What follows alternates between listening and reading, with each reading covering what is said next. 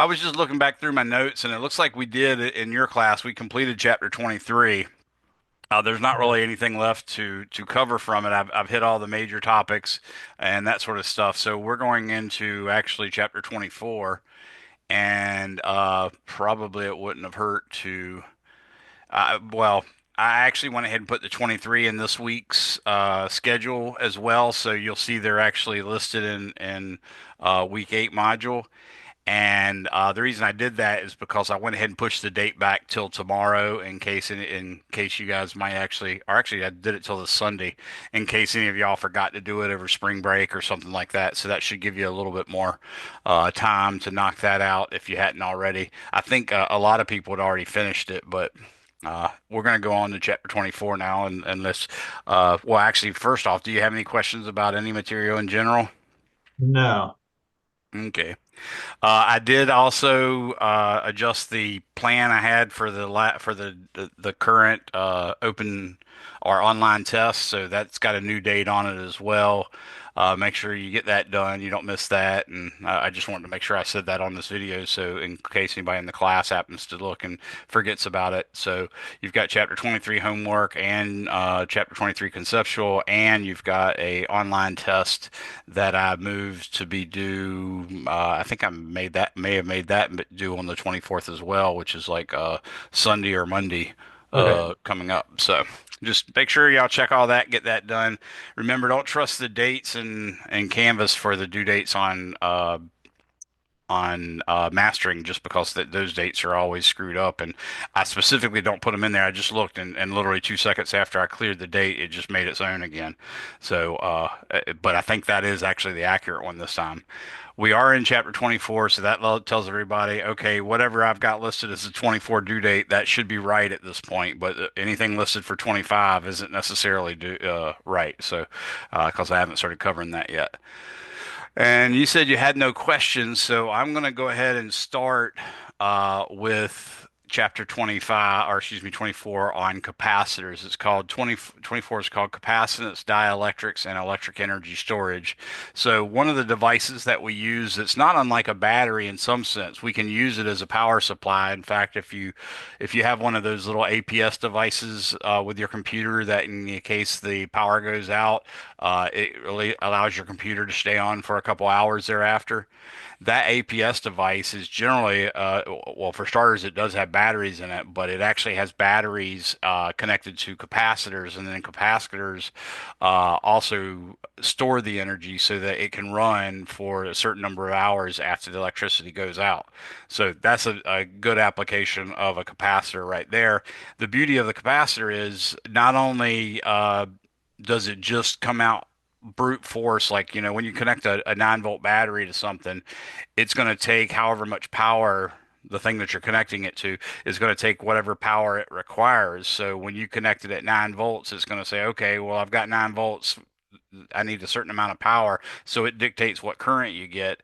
If you were to put, or let's say if you actually put that 9-volt battery in by mistake and it should have been like a double A or a triple A or something like that, which I used to do that with the little stomper trucks, is bypass the little wiring and put 9-volt batteries on them.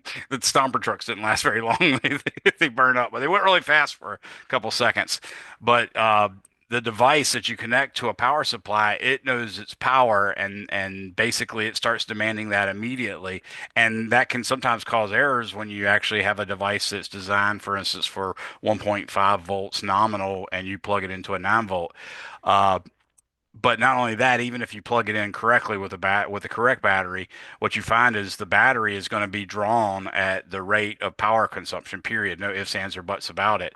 Uh, and if you actually, accidentally touch the two tips of a battery to just a wire that connects the positive to the negative, then it'll just sit there and waste all that power full force because that thing just knows, hey, I'm trying to make the voltage go to zero and it can't happen. So it just runs the battery out immediately.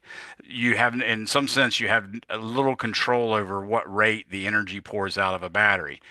With a capacitor, you actually have quite a bit of control, and you can even fine tune it to exactly how much time you want. So that's part of the reason that we do that.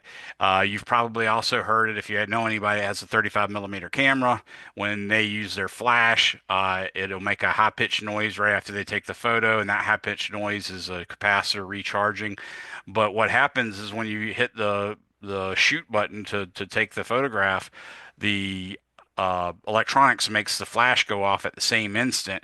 And in order to do that, it basically just closes a switch so that the capacitor can be connected across the light bulb, and it drains all that power as a function of what the capacitance times the reactor times the resistance is. It turns out that R times C, if you multiply them, the units work out to be seconds. And that's what we call the characteristic time constant for an RC circuit is whatever you multiply R times C to get. And that basically is the amount of time for it to change by a factor of E. So E being the base of the natural log system, which is roughly 2.71828. So you've probably seen capacitors before. I'm going to go ahead and share my screen with you for a second so you can get an idea of some of the nice photos that your book has. So this is the chapter on capacitance. This is section 2.1.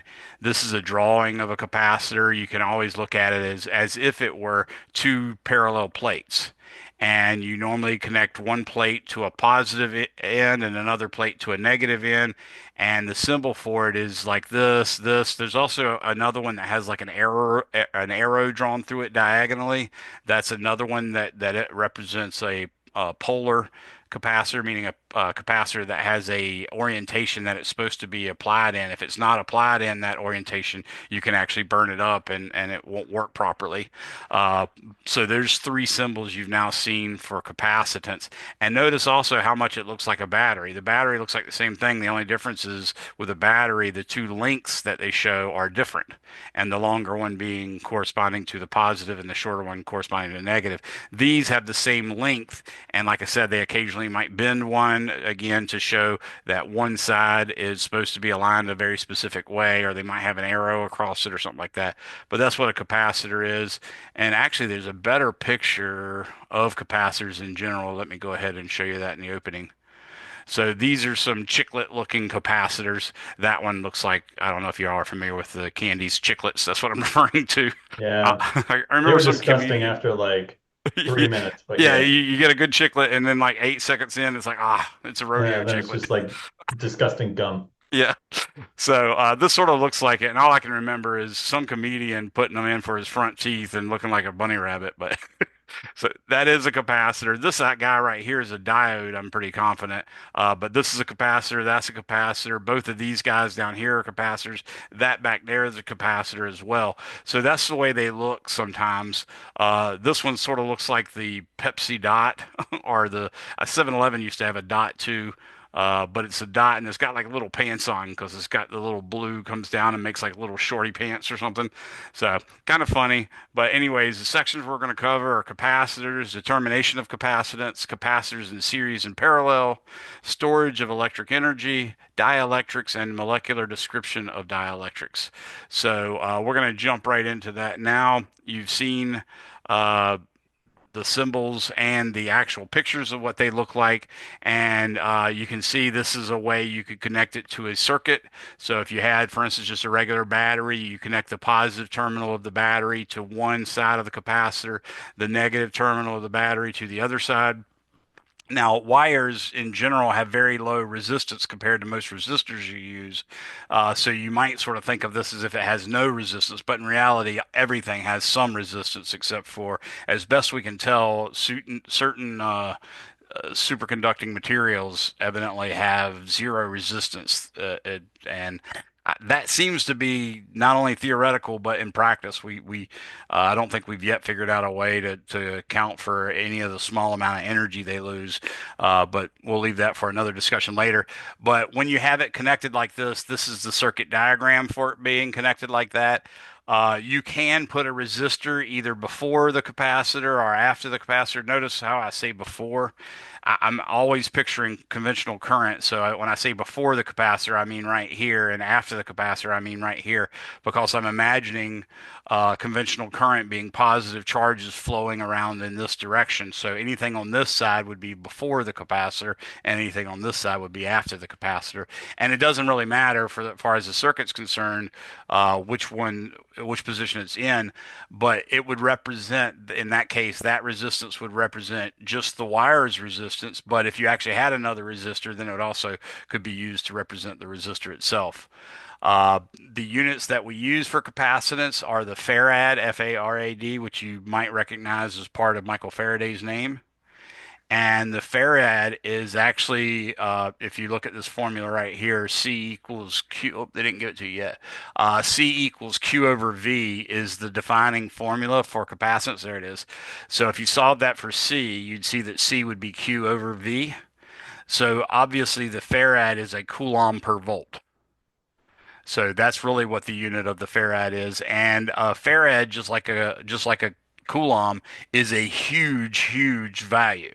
So a 1 farad capacitor, in fact, could be quite dangerous to you. So if you ever see, a high farad capacitor, you don't want to just be playing around with it, touching it, and whatnot. In fact, you hope if you see a 1 farad capacitor or a 2 farad capacitor, you'll hope that the two terminals of the capacitor are connected by a conducting rod or a conducting wire of some sort. That's what you do to keep them from building up charge on their own, because in principle they can just build up charge on their own, and that could deliver quite a shock to you, especially like I said, in a order of a farad could generate enough current to kill you. So that would be a, suboptimal outcome.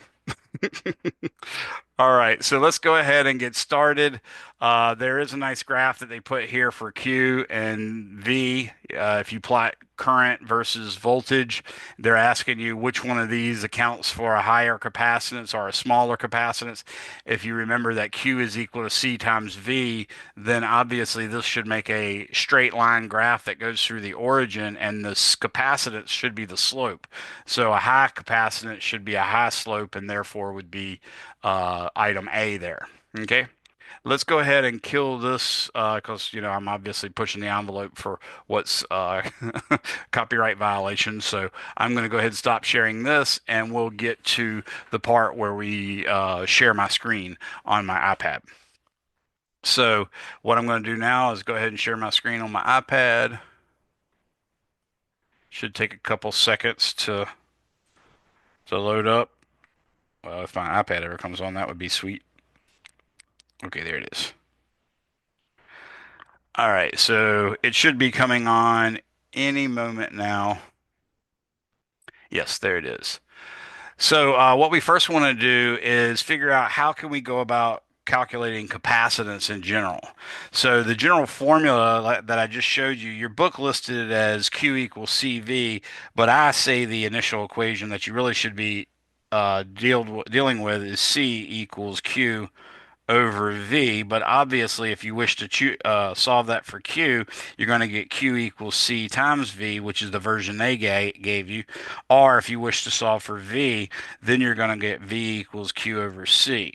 But I'm going to start off with, like I said, this guy because this is the sort of defining equation. So when we go to look at, for instance, a parallel plate capacitor, we've already modeled what a parallel plate capacitor can be. Specifically, what we did was we imagined an infinitely large flat plate, and we used Gauss's law to compute the electric field on each side. And then we imagine one of those plates being positively charged and another identical plate being negatively charged, and put a small distance between them. So I'm going to go through that process again, mainly because I've still got students that are getting ready to take a test on Coulomb's law, or excuse me, on Gauss's law. So it's probably helpful for me to continue repeating the Gauss's law process. So let me start off with drawing an infinite plane. I'm going to imagine this is the infinite plane right here. And of course, it's infinite, but in the physics world, infinite just means a factor of 10 larger than how far you're going away from it. Okay, so the edges have to be at least 10 times as far away from you as the middle or the closest section is, and then you're fairly safe. So I'm going to add a coordinate system on here because I always do. And this will be my x-axis, this will be my y-axis, and this will be my z-axis. And I'm going to use Gauss's law, which says the closed integral of E dot dA is equal to the charge enclosed over epsilon naught. And we want to remember that dq can equal lambda dl, or it can equal sigma dA, or it can equal rho dV. And in the case of uniformly distributed charge, if it's a uniformly distributed charge over a one-dimensional wire, for instance, it would be lambda is a constant. That's the purposes of us using the lambda.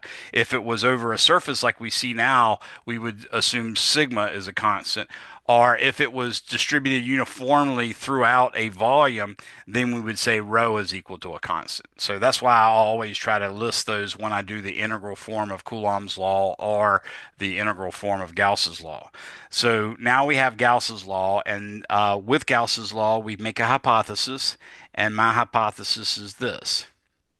From the symmetry of this very large, uh, infinite, if you will, plate, from the symmetry of it, that means that if I imagine a point somewhere directly above the plane, the infinite plane, then I can imagine the charge closest to it would be right below it.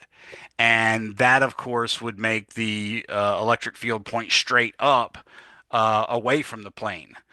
Now, if you look to the right of that charge, so what I'm talking about here is let's imagine a single charge here, let's say a positive, and then I imagine a point right here. And at that point, I would see that the electric field caused by that particular charge is going to point this way. And that seems very reasonable.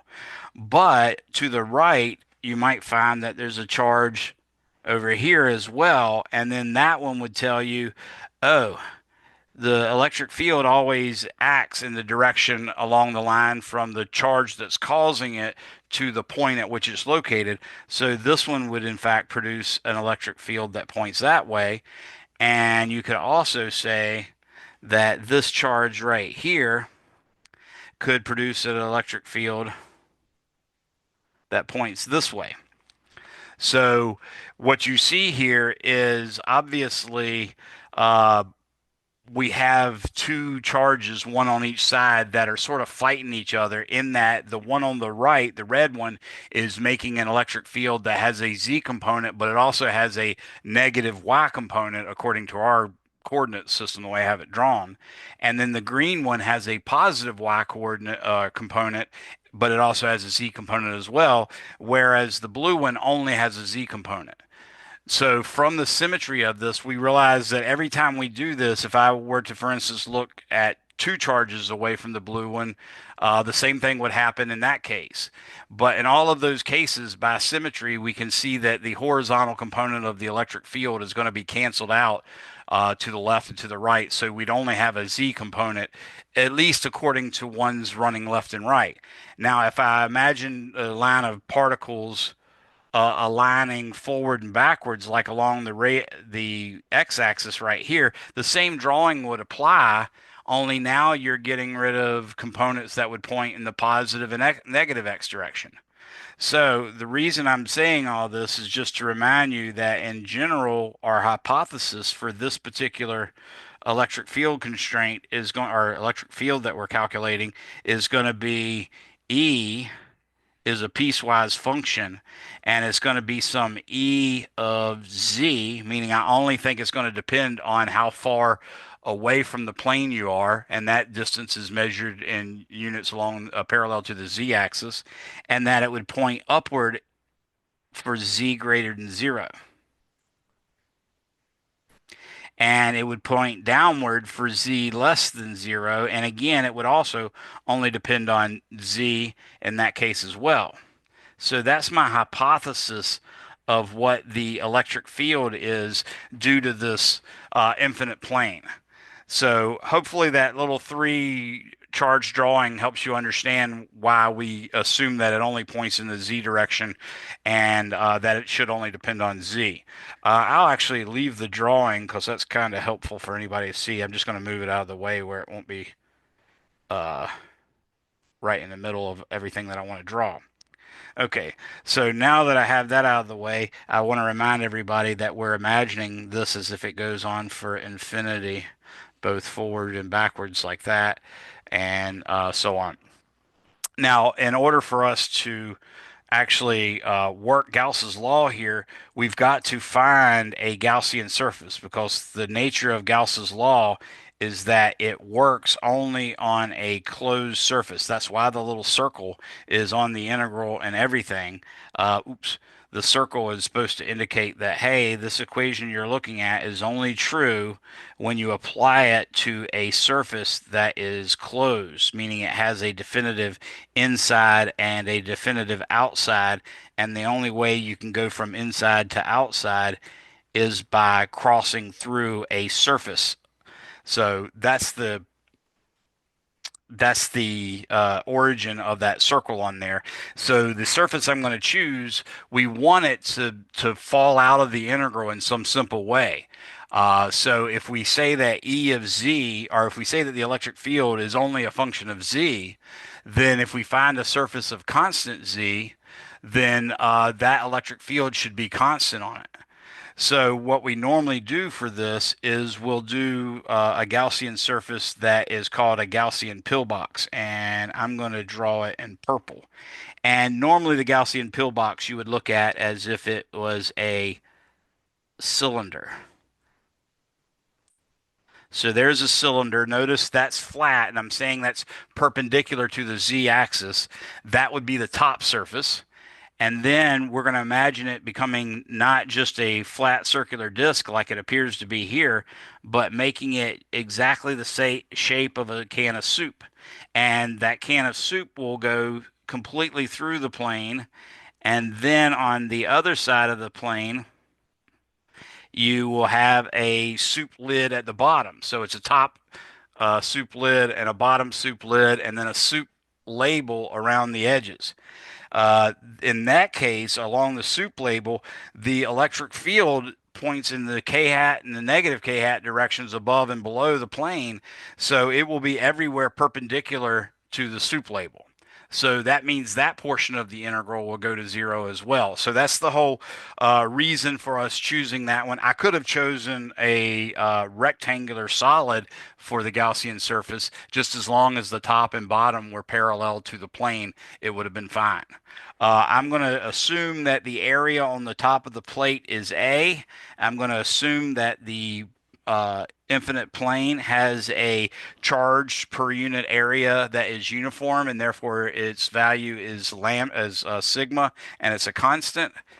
And like I said, we'd say this area right here is A. And given that, I suspect you should be able to estimate or calculate or give me a formula for Q enclosed. Can you see on that one, Josh, what the Q enclosed would be? If you can, it's not a big deal. It's just I'm regurgitating it so that we'll get back in the swing of things that we had before we left, or that I pretended you had, or assumed you had before we left for break.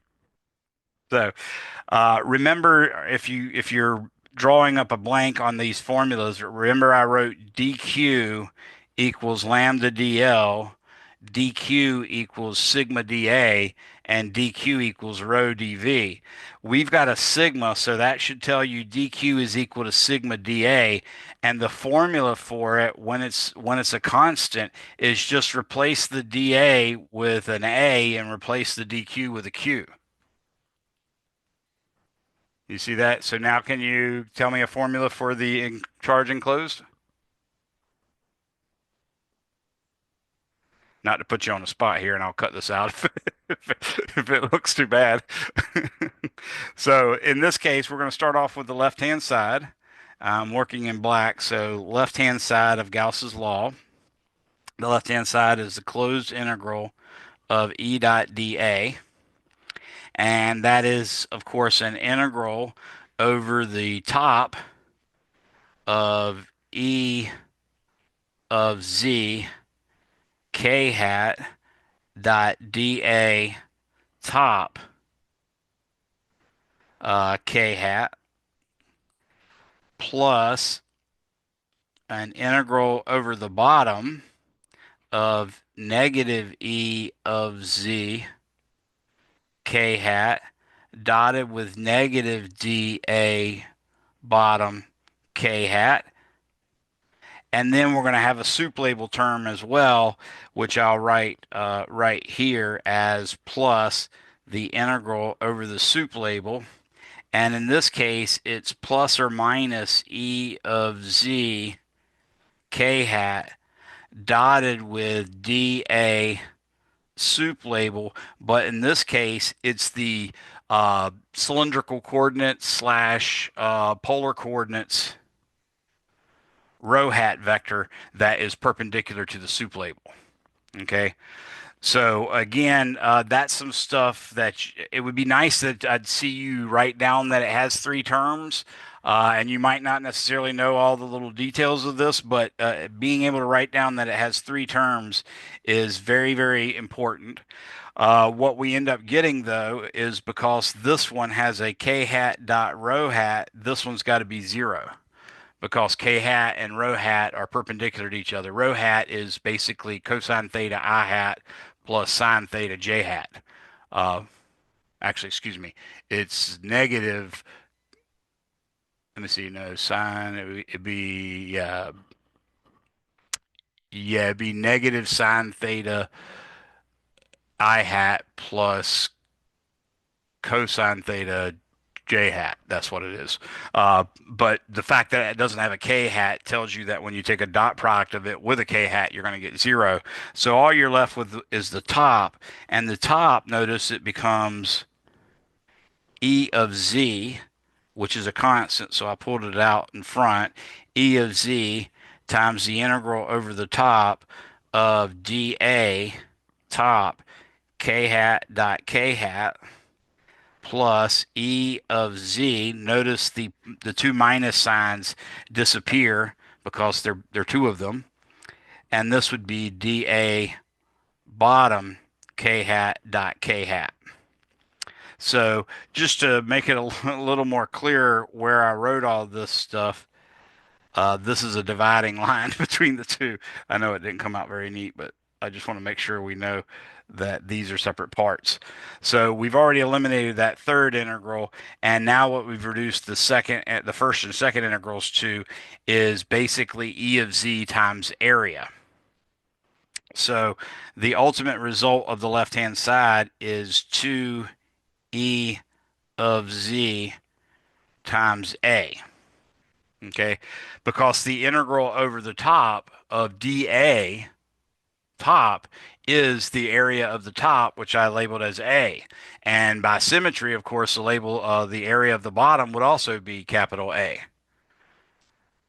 And therefore, when you integrate dA bottom over the bottom surface, you're going to get A as well. So we end up getting E of Z times A plus E of Z times A. And when you add those together, you get 2E of Z times A.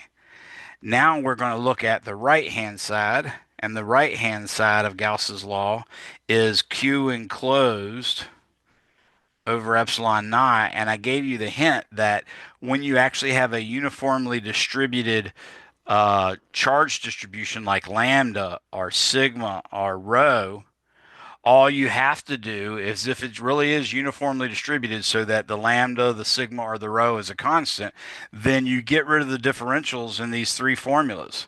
Instead of having the d's there, you just erase the d's and it would say q is equal to lambda L.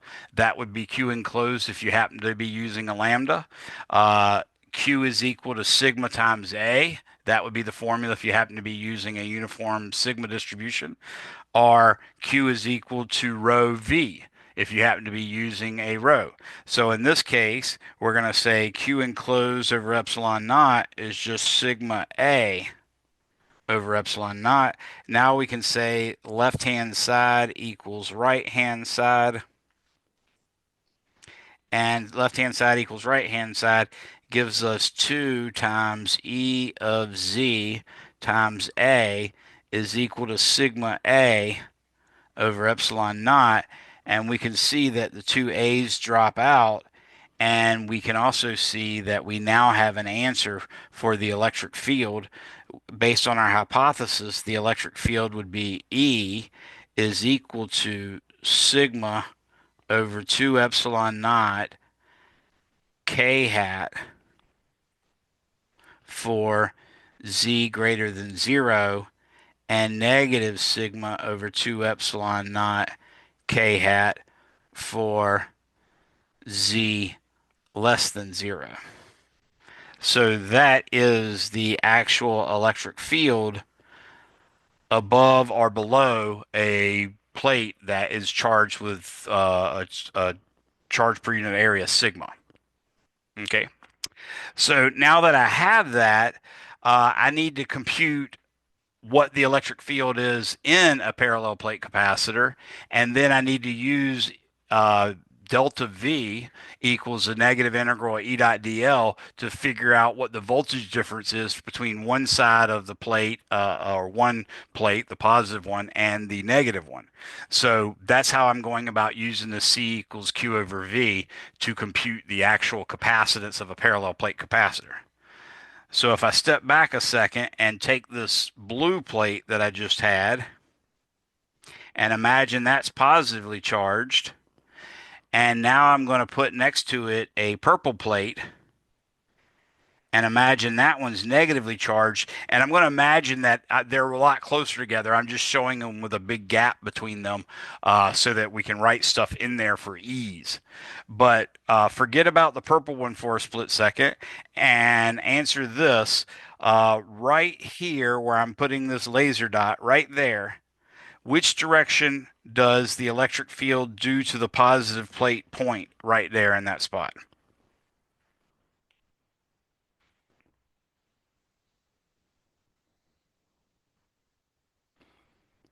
You should believe it's pointing to the right, right? The deal is for the positive plate, sigma is supposed to be positive charge per unit area. So obviously, positive charges would be repulsive, and the electric field always points in the direction that a positive charge would be compelled to move. So if I actually did put a positive charge right here, it would definitely want to go to the right. What about if I put a positive charge right here? Which direction would that want to go? Again, just thinking about the blue, forget about the purple. You said on the left side of the blue, it would be pointing to Yes, the right. right there. Would it also be pointing to the right? No, because if you put a positive charge there, the other side of the plate is also positively charged. Oh, so yeah, it's gonna go to the left. Never mind. Yeah. Yeah. So remember, that's exactly the way we treated this plate here when I said that E of Z was going to be negative E of Z k hat for Z less than 0. So that's where I got that in case you didn't understand. So it's probably good that I'm going over this again now. So that's where the electric field is going to point in these two regions of space.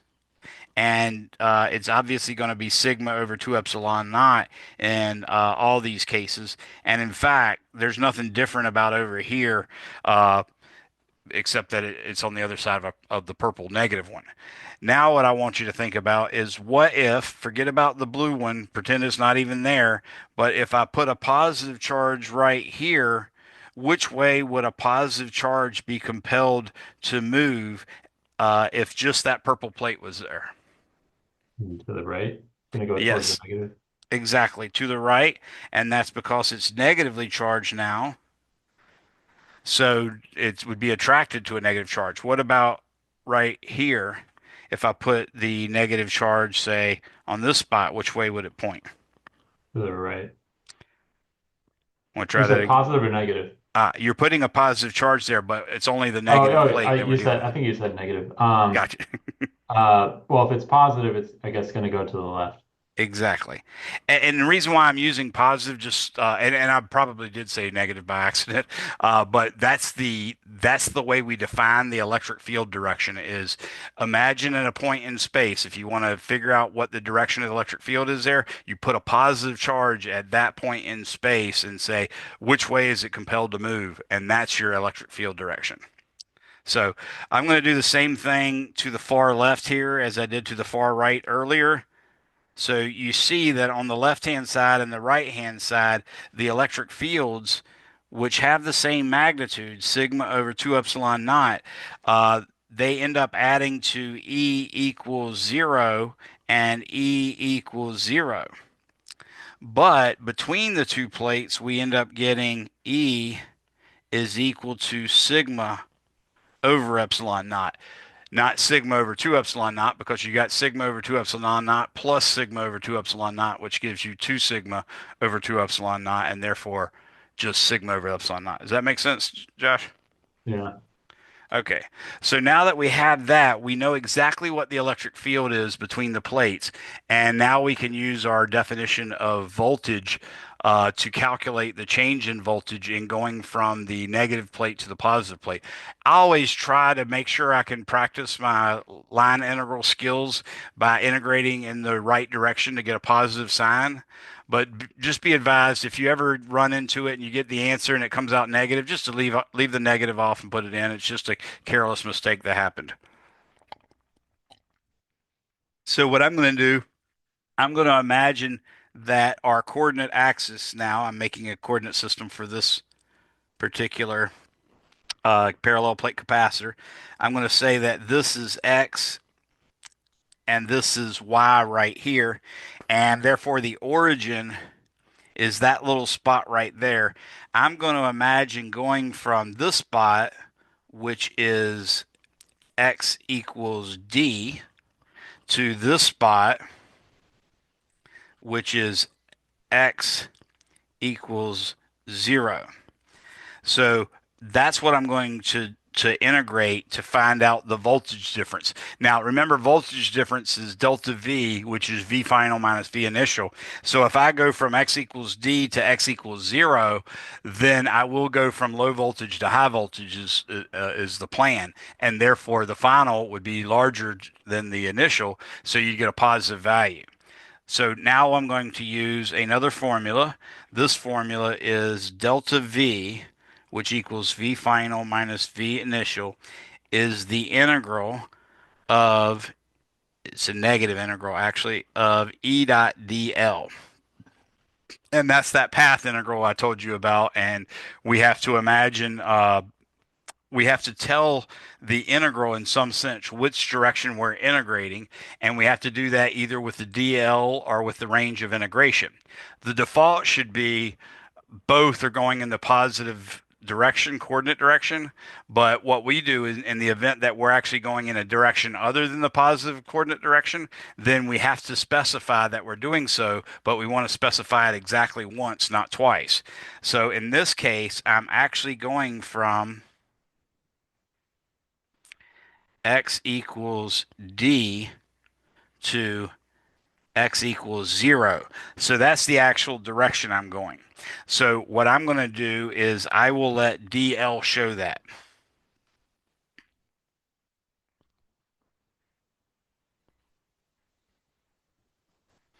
Okay, that means that the coordinate direction uh, should be the direction that I choose for the limits of integration.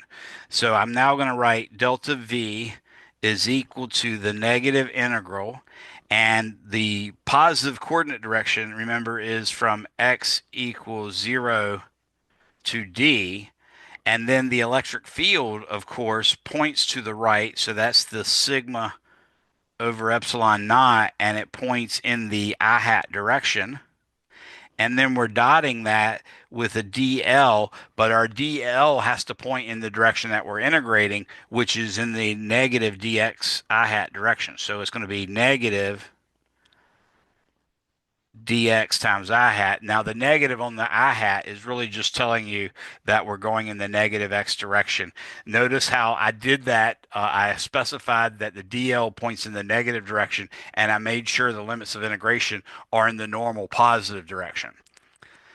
So, with that in mind, this negative inside and the negative out in front actually cancel one another out. The sigma over epsilon naught can come out in front as well. So, I get a positive sigma over epsilon naught integral from 0 to d of, now what we're going to have is dx and then I hat dot I hat. So, I hat dot I hat, of course, we already know that that is 1. So now we're just integrating dx, and the integral of dx is x, and then you evaluate it from 0 to d. That means d minus 0. So lo and behold, we get sigma d over epsilon naught. That's the change in voltage. Notice it did come out positive, which was what I was shooting for. Feel free to try flipping the range of integration. In other words, using the range of integration to show that you're going from d to 0, but then you'd have to, of course, say dl is just dx I hat, and you'd see that you'd still get the same result. So that's the part I'm telling you about, the difference between a line integral and just blindly integrating it. And you can see why it almost always comes out right even when you screw up. Now that we have the voltage, all we have to do now is take the capacitance formula, which is C is equal to Q over V, and we just have to take the charge on the capacitance, which is going to be just plain Q, and we're going to, or we could call it sigma A, that would be acceptable as well. And we're going to divide it, in fact, by the voltage.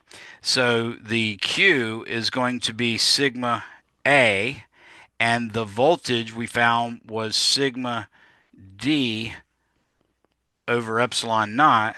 So lo and behold, what we get is, notice the sigmas cancel out, and we get the formula for the capacitance is in fact epsilon 0 A over D.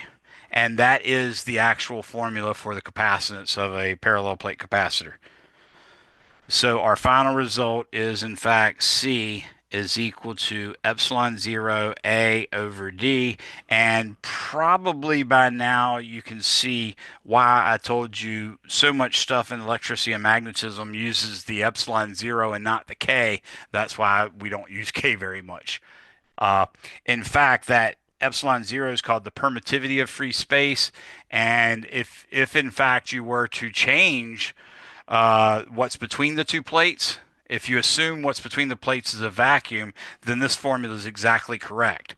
If the what's between the plates is air, it's a slight change. It's like epsilon 0 is like got an extra one in like the third decimal place. So you might as well just call that epsilon 0 even in the case of air. But if you had a non-conductive material, what we call a dielectric, if you were to stick that in between the plates before making it all up, then you would get a capacitance that would actually be a little larger. And that little larger would be basically the difference between dividing epsilon without the sub-zero by epsilon with the subscript 0, because there's a permittivity for every material, and that's what we call epsilon. Okay? Any questions on that, Josh? Okay, so that was a sort of brutal reshowing of reshow. Yeah, I was wondering how your thing went unfocused all of a sudden. It might think you're all black background. That's probably what happened. Yeah, I don't know. It does this from time to time. I still haven't figured out how to fix it. Yeah. Well, again, I thought it was good to show you the Gauss's law application again. So we're going to do some more work now.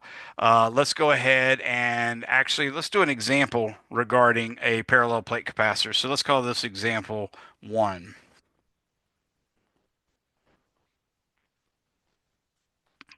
And what we're going to say is calculate the capacitance of a parallel plate capacitor whose area is 15 centimeters by, hold on, oops, might help if I actually write.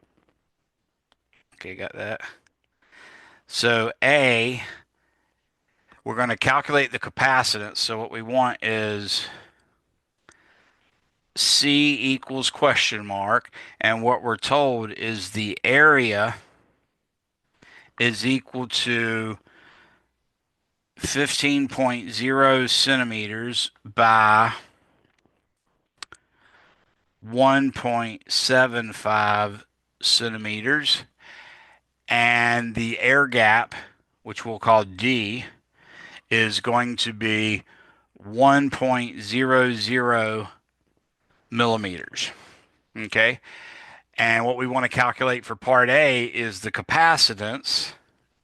For part B, they want to know what the charge on each plate is. So Q plus is question mark and Q minus is question mark if V is equal to 12 volts. So in fact, imagine us connecting a 12.0 volt battery to it and then figure out what the actual charge on each plate would be.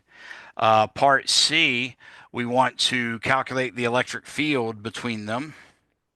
So E is question mark. And then part D is estimate the area of the plates if you wanted it to be a 1 farad capacitance. So if C equals 1.00 farad, what must be the area?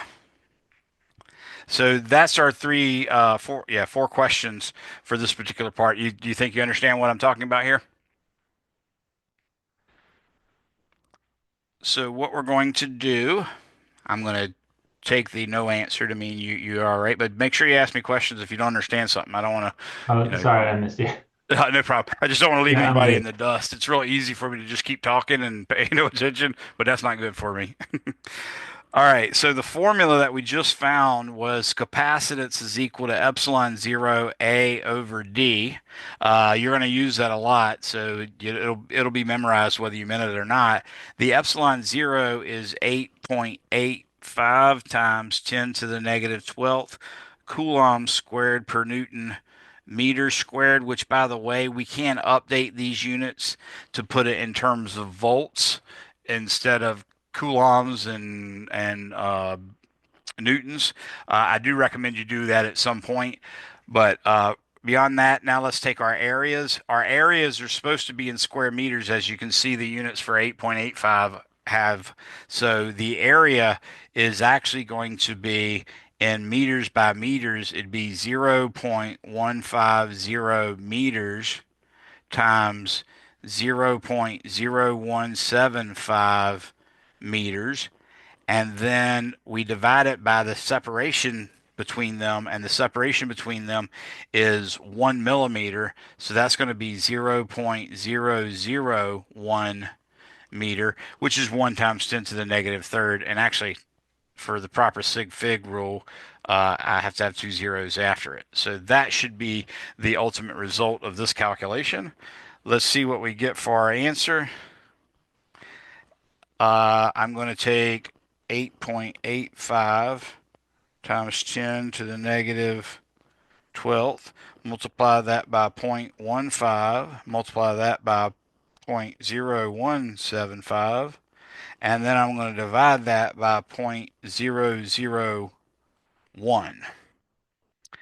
Now you can see that the meter squared on top ended up canceling out with the meter squared in the bottom of the epsilon zero, but we're still left with a meter on the bottom, and we get coulombs squared over Newton meter, but a Newton meter is a joule. So a Newton meter is a joule, and then we got a coulomb on top. So you can see that you're coming in terms of a voltage, which remember voltage is joules per coulomb. So all of that together can basically allow you to realize that this number 2.32 and carry two extra sig figs, 2.3231 times 10 to the negative 11th farads is the capacitance. Now, that again, I gave you the two extra sig figs just to be complete and that sort of thing. But not only that, now that we have it, we normally put it in some kind of SI unit where it would be a lot more reasonable to calculate. So 10 to the negative 12th is a close one, but in order to do that, I would have to divide by 10 and then multiply by 10. That would work fine because if I multiply 2.3231 by 10, that gives me 23.2. And if I divide 10 to the negative 11th by 10, that gives me 10 to the negative 12th. And then I could use, for instance, whatever the prefix for 10 to the negative 12th is. And I'm just trying to remember 10 to the negative ninth is nano, 10 to the negative 12th is pico. So we can say this is equal to 2, or excuse me, 20. I don't like the way I wrote any of that. 23.231 picofarads.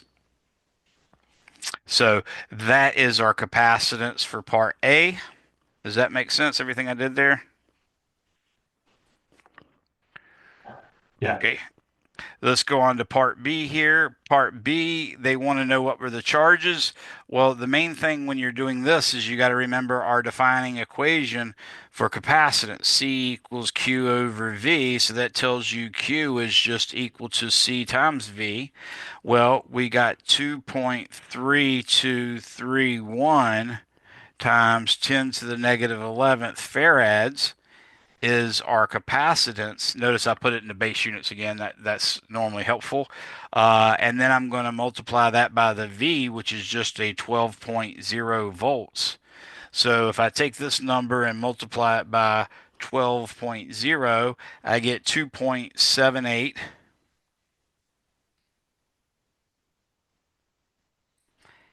And I carry again two extra sig figs. And this is times 10 to the negative 10th coulombs.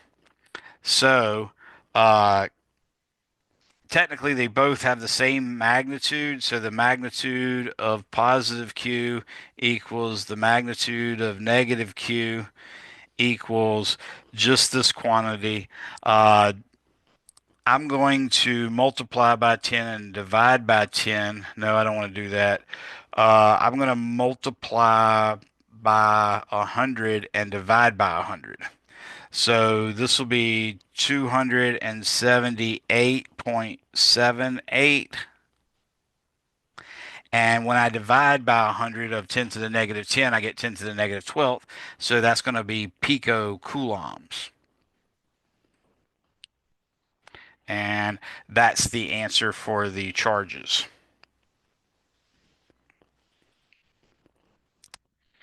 Does that make sense? Sorry. Yeah. All right. No problem. Let's go ahead and do part C now. Part C, we are asked to calculate the electric field. There's a couple ways you could do it. One, you know that V equals, well, actually, let me write it in purple since everything was supposed to be in purple. I don't even know how I switched to black there. But C, we do know that when we have a uniform electric field, the voltage difference, which we could call delta V or just plain V, is equal to E times the electric field. But that's only true for uniform, oops, yeah, uniform, there it is, fields, which we have, so that's okay.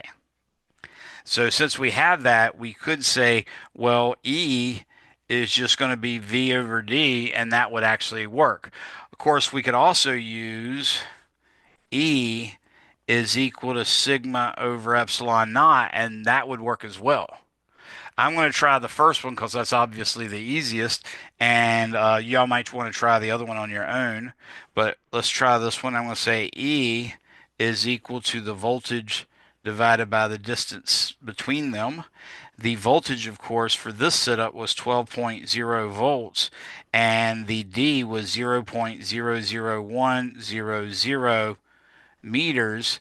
So that's 1/1000th of a meter being divided into 12. So that basically makes 12.0 times 10 to the third volts per meter. So it's 12,000 volts per meter is the electric field strength.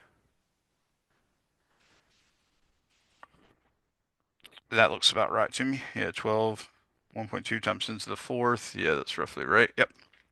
Any questions on that? Let's just for the heck of it, let's go ahead and see if we get the same thing. Remember the sigma. Try the other way.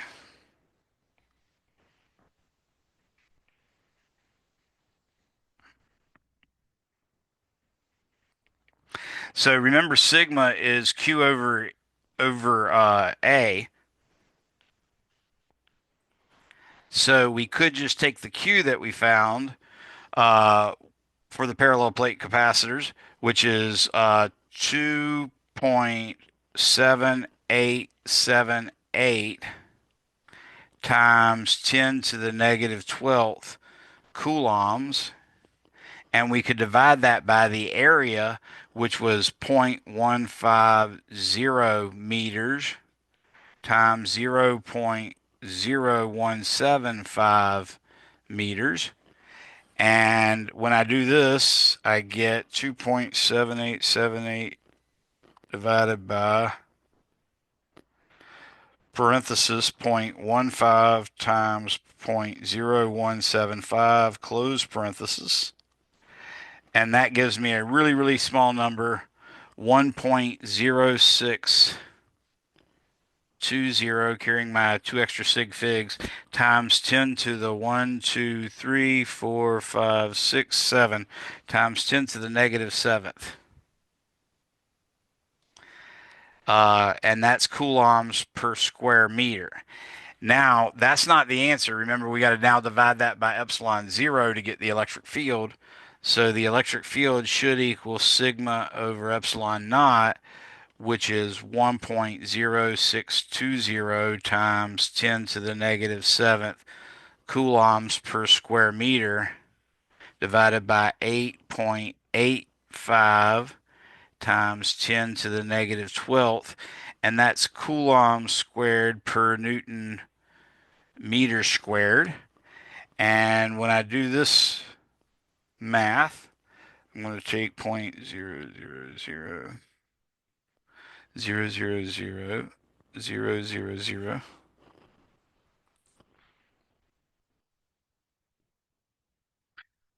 divided by 0.00040.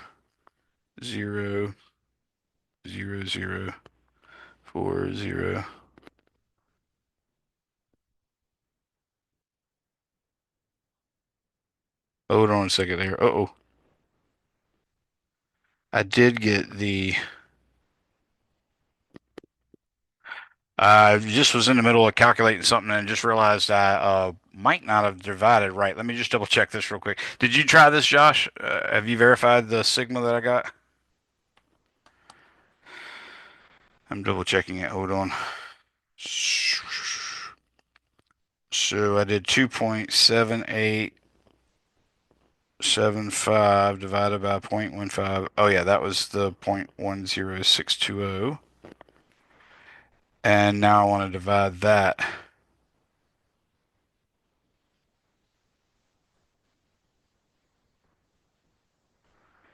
Yes, I want to divide that by 8.85.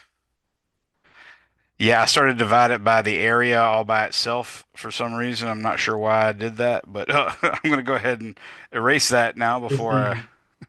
the numerator or Yeah, in the denominator, I had I don't even know why I did it, but yeah, I think I might have hit it by accident, just my finger laying over there on the computer because it evidently just took the answer above it and then divided. So I probably just hit the divide by button by mistake.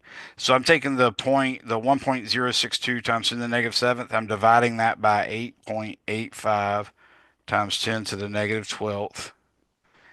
And that gives me 12,000. Yay, math works.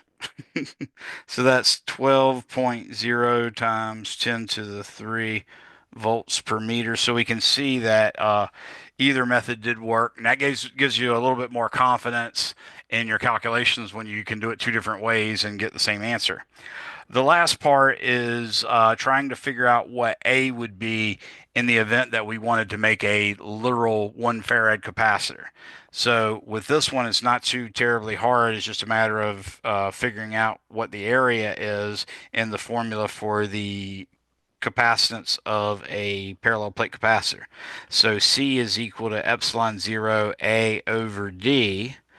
Obviously, we could solve that for A, and I like doing that more so than plugging the numbers in and then dividing.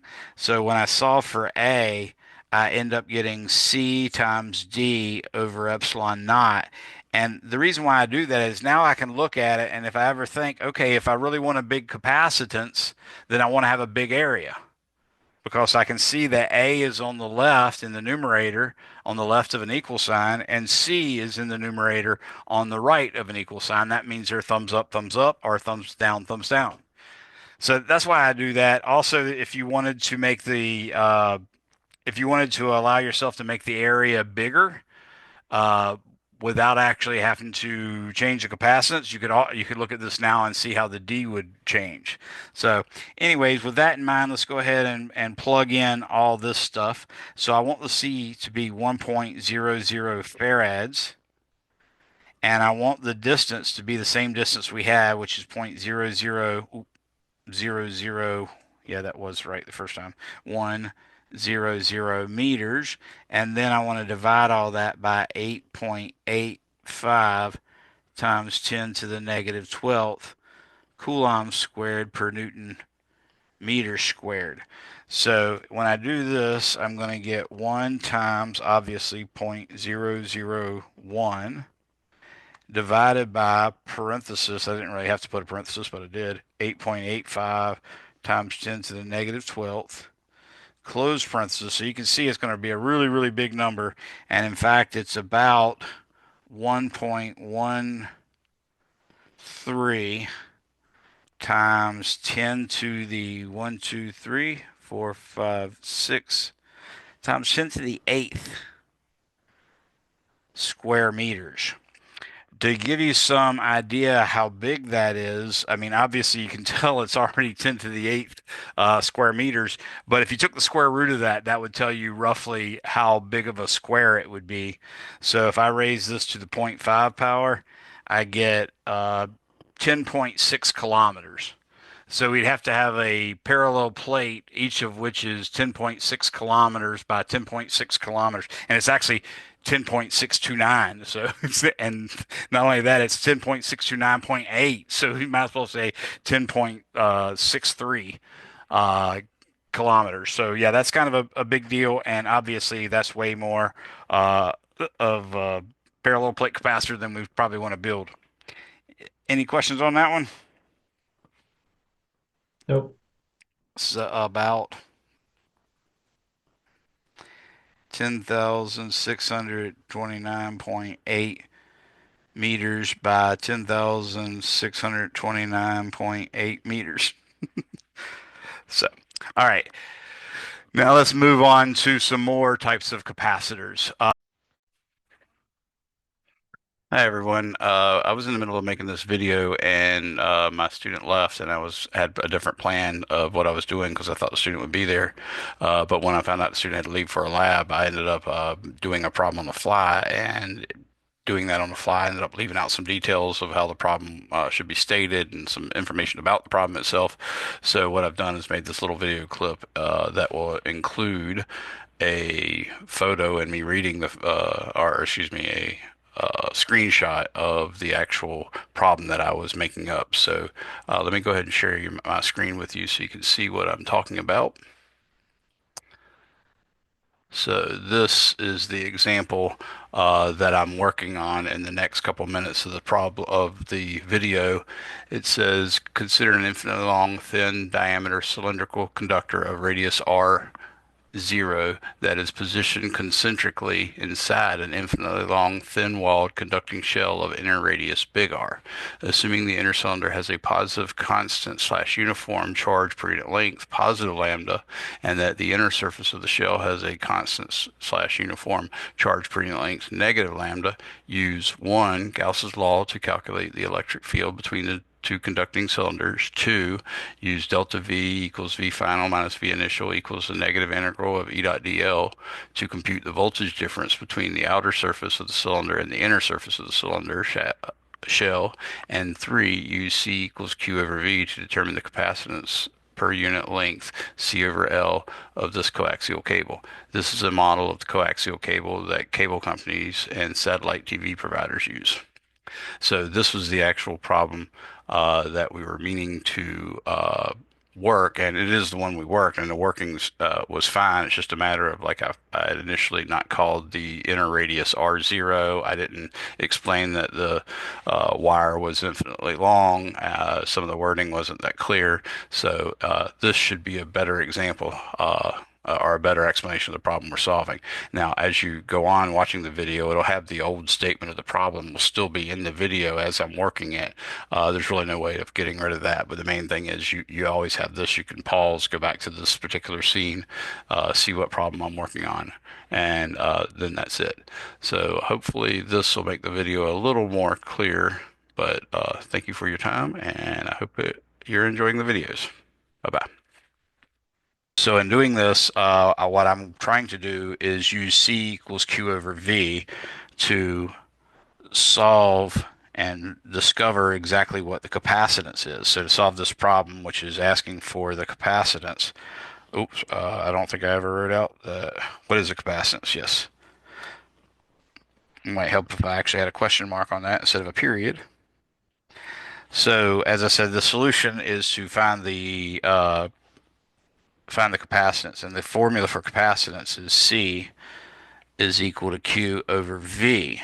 And I'm going through the long method because this is one of the paradigms that I've advised my students that they should be able to master to graduate or to at least finish this 242 class. Specifically, the paradigm involves you using either Coulomb's law or Gauss's law to calculate electric field. Then use V equals the negative integral of E dot dl to calculate the voltage difference between two parts of a capacitor, and then to use C equals Q over V to calculate the capacitance of that in a sort of big three-step process. So the formulas I'm using are obviously delta V is equal to negative integral E dot dl. That's the way we calculate the voltage from one part of the capacitor to the other. C equals Q over V tells us we need the Q and we need the V. That'll allow us to get the V. Of course, we're not going to be able to get the V, though, until we get the electric field. And to get the electric field, we could, in principle, try to use Coulomb's law. But whenever we can use Gauss's law, it's always better because it requires so little of us mathematically. So closed integral of E dot dA is equal to Q enclosed over epsilon naught. And again, remind all of you guys that you have these nice little formulas: dq equals lambda dl, dq equals sigma dA, and dq equals rho dV. But also that they, in the cases of lambda, sigma, and rho being constants, they give us Q equals lambda L, they give us Q equals sigma A, and they give us uh, Q equals rho V. So just keep that in mind. Hopefully that'll help you. But in other words, anyways, in an attempt to solve this, what we have to do is make a hypothesis electric field based on the symmetries and our understanding of Coulomb's law. We make a hypothesis electric field for the field between the inner coaxial wire and the coaxial shell. And in doing that hypothetical electric field, we plug that into the left-hand side of Gauss's law, and we apply it to a Gaussian surface. The Gaussian surface needs to be defined such that on the Gaussian surface, either the electric field is a constant on that surface and therefore perpendicular to the surface itself, or the electric field has to be perpendicular to the surface area vector so that you actually can get a dot product being zero. So we basically need to make sure all the surfaces have the electric field being uniform on them, or if they're not uniform on them, then ideally you would need the electric field to point in a direction that's perpendicular to how you define dA for that particular surface. So I'm going to choose a Gaussian surface right after my hypothesis, and my hypothesis is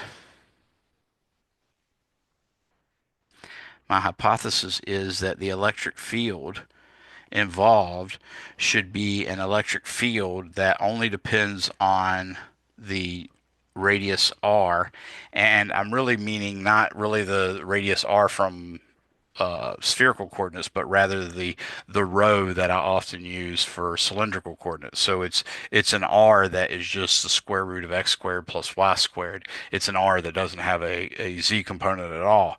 So it's e of r, and it points in that radial XY plane direction as well. So that's my hypothetical or my hypothesis electric field.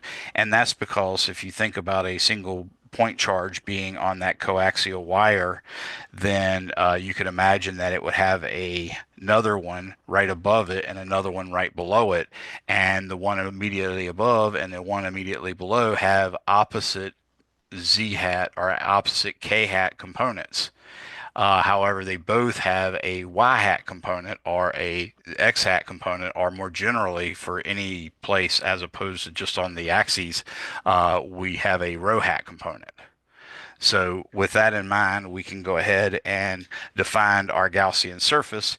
And because we see those, sorry, I should get back to the charges for you. So because those charges on each side cancel the K components, we are left believing that the electric field only points in a radially outward direction in the two-dimensional plane.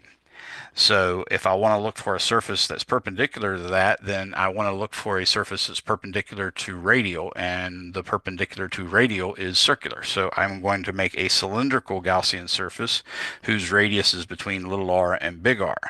And I'm going to make it also have a top and a bottom, not unlike the soup can that I did for the infinite plane, but in this case, the soup label is going to be the important part instead of the tops and bottoms. So let me draw a Gaussian surface. I'm going to choose to draw this Gaussian surface in green, and let's hope I can do it fairly neatly. Not positive, but I'll do my best. So there is going to be the top of our Gaussian surface. There is going. Oop, that was supposed to be drawn automatically. This is supposed to be the bottom of my Gaussian surface. And now I can just connect it with a straight line. Connect that with a straight line as well. And we get a cylindrical soup can shape. And the radius of that cylindrical soup can shape is, in fact, I shouldn't use little r. Yeah, I'll just use, well, I used little r for the other one. Let's say little r sub 0. So I'm going to, on the fly, change this to little r 0 and change this to little r 0. And now we're going to say that that little Gaussian surface has a radius r, and the radius r is between r0 and big R. Now that we have that, we can also start thinking about the differential area elements. So on the top, for instance, we'll have a differential area element that might look like this. And that means dA vector top would be some dA that points in the k hat direction. And the special one for the top, so I'll subscript it top. And we'll have a very similar differential area element for the bottom, and that one's going to be dA bottom vector is equal to negative dA bottom k hat, and the negative is just because downward is the direction it has to push, or it has to point to be pointing out of the container. Now, the Gaussian surface again is going to be used, and I need to change colors real quick so I can finish the z-axis a little bit more.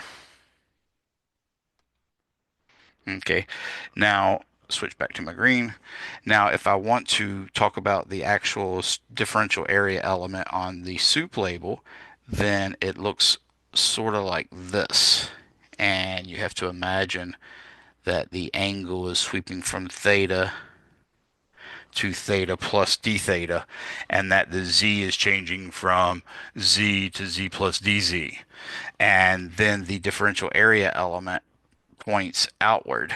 And this is what I call dA soup label vector is equal to dA soup label times rho hat because it will point radially outward. Again, reminding you that the rho hat is, and actually I think in the earlier part of this video I might have said it backwards, but the rho hat in this case would be cosine theta I hat plus sine theta j hat. Has no k-hat component whatsoever. So there's our dA. Now I can go ahead and start working on Gauss's law. Gauss's law says left-hand side, the closed integral of E dot dA. And what that's going to be equal to is an integral over the top of, on the top, notice the electric field will vary because it has a bunch of different R values. So it's E of R rho hat according to our hypothesis.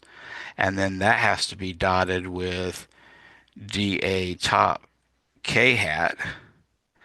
And then we have to do the bottom as well. And that's going to be E of R rho hat dotted with negative dA bottom k hat. So that's the integral over the bottom. And then finally, we have to have the integral over the soup label. And in this case, it's E of R rho hat dotted with dA soup label rho hat like that. Now that we have that, we can go ahead and simplify the terms. The first term for the top, you'll notice that there is a rho hat and a k hat, and specifically rho hat, I pointed out to you, rho hat is supposed to be cosine theta I hat plus sine theta j hat. You don't necessarily need to know that, but the point is it doesn't have a k hat component, and I hat and j hat are both perpendicular to k hat. So the first integral goes to 0,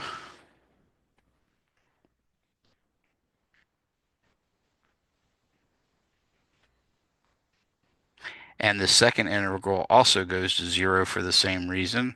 Rho hat dot k hat equals 0, and that means this whole part goes to 0. And as far as the soup label integral goes, we're on a surface of constant radius r, and our hypothesis electric field only depends on the radius r. So that tells us that E of r would be a constant, so we can pull it out in front. And then I'm just left with the integral over the soup label. Now I'm going to use the linearity of the dot product, and that means I can pull the dA completely through the dot product. And all I'm left with is an integral of dA over the soup label, which means basically calculate the area of the soup label, times rho hat dot rho hat. But rho hat is a magnitude 1 vector, as is rho hat. So the dot product of these gives you 1, 1 times the cosine of 0, which equals 1. So lo and behold, I get E of R times. Now, I didn't specify this earlier, and I can do it at any time, but I'm going to do it now at as the height is L. You can do that at any time. I'm also going to go on the assumption that the or excuse me, that the charge was distributed uniformly along the inner wire, and therefore the inner wire you can sort of picture as having a charge of plus Q. So it's plus Q, and lambda is a constant. So Q inner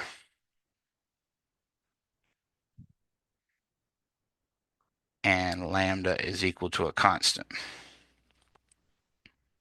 And that just again is saying a uniformly distributed. And I think I forgot to put in the word uniformly distributed when I was writing the question, but either way, I think it's fairly understandable.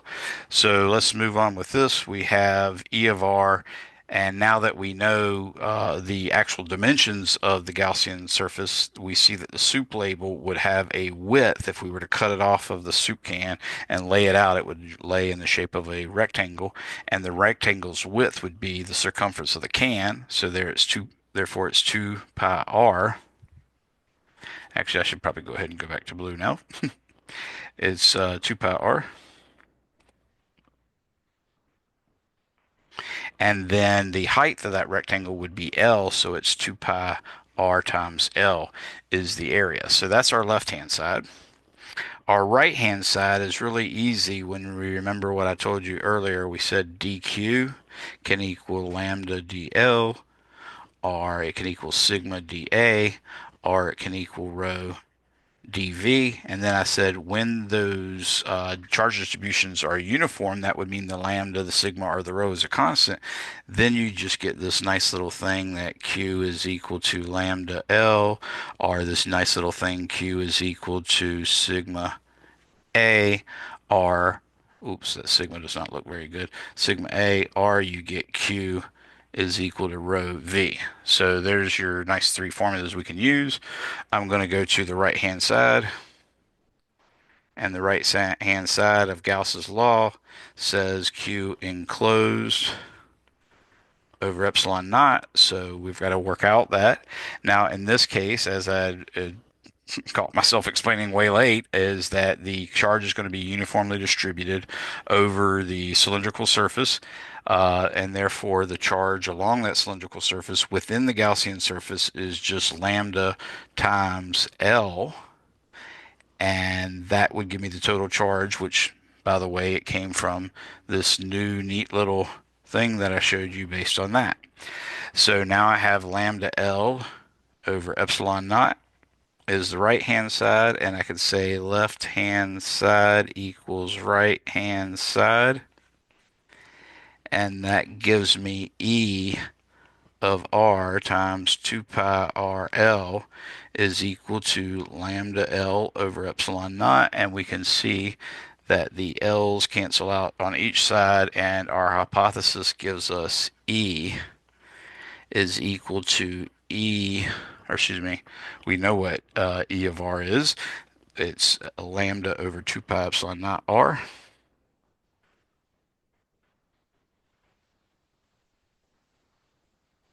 So that is our actual electric field between the plates.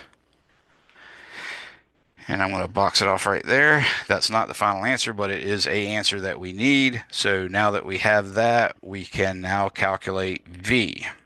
So now I need to calculate delta V equals the negative integral of E dot dl. And I am going to integrate straight out from little r, zero, that is, little r zero, to big R, going on the assumption, no, I actually want to do from big R to little r zero. Yeah, that's what I want to do. Because I want to go, I'm actually imagining the inner charged thing having a charge positive Q total, and then therefore that would be the high voltage side. So I want to integrate from low voltage to high voltage to get a positive. So I am planning on integrating from big R to little r zero, and we can do that as follows. I have the negative integral, and this quantity is lambda over 2 pi epsilon naught r. And then, of course, this is pointing in the rho hat direction, and then dotted with, I'm going to use the dl to define the direction I'm going in the integral, so it'll be negative d rho, or let's say negative dr, but this is the cylindrical r, rho hat, like that. And now we see those two negatives would cancel each other out, and the lambda and the 2 pi and the epsilon naught are all constants, so I can pull them out in front, and I get positive lambda over 2 pi epsilon naught integral dr over r of times rho hat dot rho hat, which we know is 1.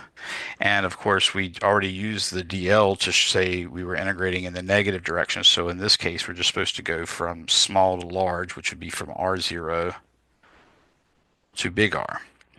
So in doing this, I get that the change in voltage should be lambda over 2 pi epsilon naught. The integral of dr over r is r to the negative 1. When you add 1, you get 0. So that's the thing that pops up in my head and tells me, oh, this is the one that's the natural log. So I'm going to do the natural log of big one would be ln of big R minus the ln of little r 0, but the subtraction of two ln's gives you the ln of the quotient. So I went ahead and converted that uh, to a ln of a ratio.